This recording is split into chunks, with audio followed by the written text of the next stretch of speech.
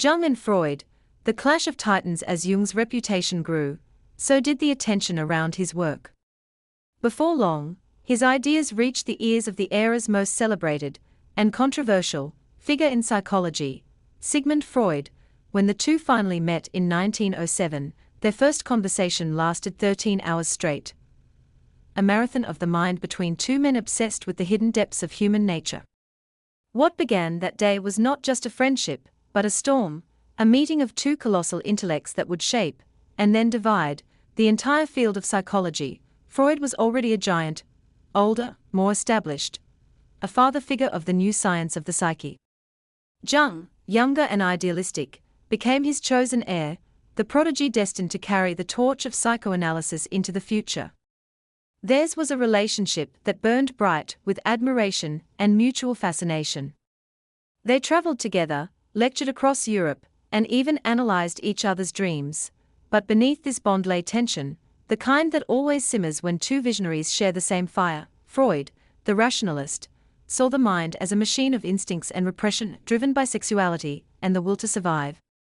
Jung, the mystic scientist, saw it as something far vaster, a living, spiritual landscape filled with myths, symbols, and unseen forces that transcended biology. Their friendship soon became a philosophical battlefield. Jung's ideas began to diverge sharply from Freud's, too mystical, too spiritual for Freud's taste. The father grew uneasy as the son began to think for himself. What had once been mentorship turned into rivalry. By 1913, the inevitable happened.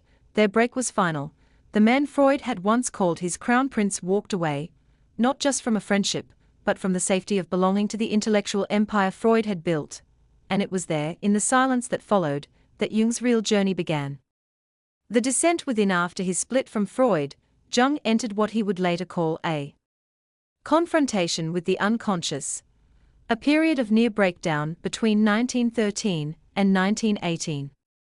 He was no longer just studying the psyche, he was descending into it. He began experimenting on himself, recording his dreams, visions, and inner dialogues with the precision of a scientist and the courage of an explorer diving into a black ocean. He would later transform these visions into the now legendary Red Book, a mysterious manuscript of art, symbols, and revelations that mapped his journey through the inner world. What emerged from that chaos was not madness, but transformation. Out of the storm, Jung forged the core of his life's work. A new vision of the human mind as a living system striving for wholeness, a union between the conscious and unconscious. For Jung, this became the essence of psychological healing, not to suppress or deny our inner world, but to meet it, to understand it, and to integrate it. The architecture of the psyche. To understand Jung is to enter a vast inner cathedral, a structure built not of stone, but of thought and symbol. At its foundation lies the human psyche, not just the conscious mind we identify with, but the totality of who we are, our emotions, instincts, fears, desires, and the invisible forces that shape them all. Jung divided this grand inner world into three main realms: the conscious, the personal unconscious, and the collective unconscious. The conscious realm at the surface is consciousness, the everyday awareness through which we think, plan, and act. At the center of this realm sits the ego, the storyteller of our lives. It creates the narrative of I, who we believe we are, what we think we want, how we explain our past and justify our future. But what the world sees is not always the true self. It sees only the persona, the mask we wear to fit in, to please, to play our roles. The persona is the performance of identity, polished and filtered to match what society expects. It's the smile we show, even when our soul trembles underneath. The problem, Jung warned, is that when we identify too strongly with this mask, we lose touch with the deeper reality within us. The parts we hide, deny, or fail to understand. And those parts do not disappear. They simply sink. The personal unconscious. Beneath awareness lies the personal unconscious, a vault of everything the ego rejects. Here live our forgotten memories, our suppressed desires, and all the pieces of ourselves we'd rather not see. But these buried fragments still move within us. They whisper through dreams, appear in slips of the tongue, and color our emotions in ways we can't explain. Among these repressed contents lives what Jung called the shadow, the dark mirror of our personality.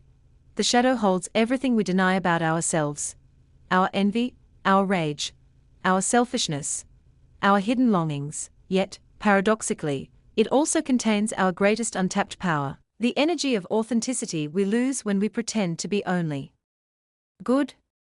To ignore the shadow is to live half a life. To face it is to begin the journey toward wholeness, the collective unconscious. But Jung's most daring idea lay even deeper, beyond the personal, into something universal. He called it the collective unconscious, a shared psychic reservoir inherited through all of humanity, passed down like an invisible genetic code of the spirit, just as our bodies carry the traces of evolution. Jung believed our minds carry ancient psychological patterns, archetypes, timeless motifs that shape our thoughts, dreams, and myths: the hero, the mother, the trickster, the wise old man, the shadow. These archetypes live in all of us.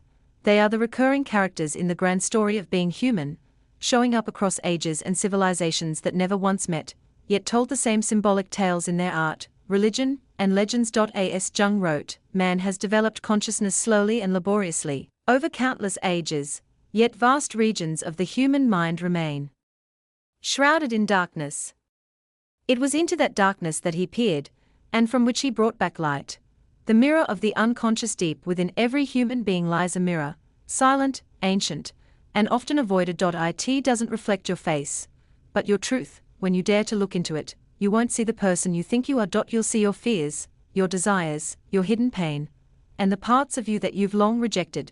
Carl Jung called this the shadow. Everything we deny, suppress, or fear to acknowledge. But here lies the paradox: the more we run from the shadow, the stronger it becomes. It begins to control us in ways we don't understand, through anger, jealousy, addiction, and endless self-sabotage.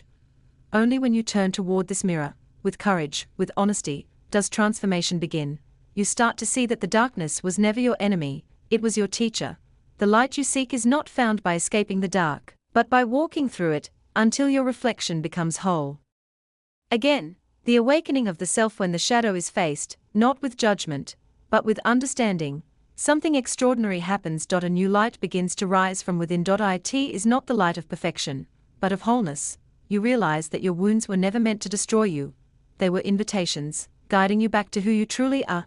Every pain, every failure, every heartbreak was a signal from your unconscious, calling you toward the path of individuation, the process of becoming your authentic self. This is not an easy path. It demands courage to walk alone, to question everything society taught you, to strip away the masks that once kept you safe. But as you do, you will feel something powerful awaken inside you, a deep, unshakable peace, because you are no longer divided, you are no longer chasing approval, no longer hiding from your darkness. You have integrated it, and in doing so, you have become whole.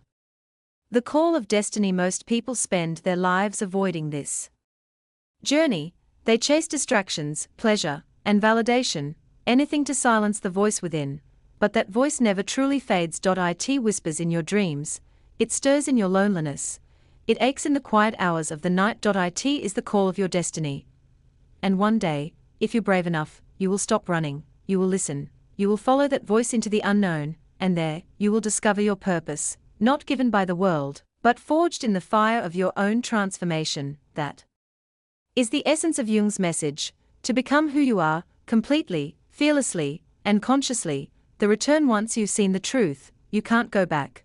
But you don't need to escape the world anymore, because you now carry the world within you. You walk differently, not as someone who seeks meaning, but as someone who embodies it. Your life becomes your message, your actions, your presence, your choices. They ripple outward, touching others in ways you'll never fully see. This is the final transformation: to live, to love, and to create, not from fear, but from awareness, because you have looked into the mirror of your soul, and you have remembered who you are.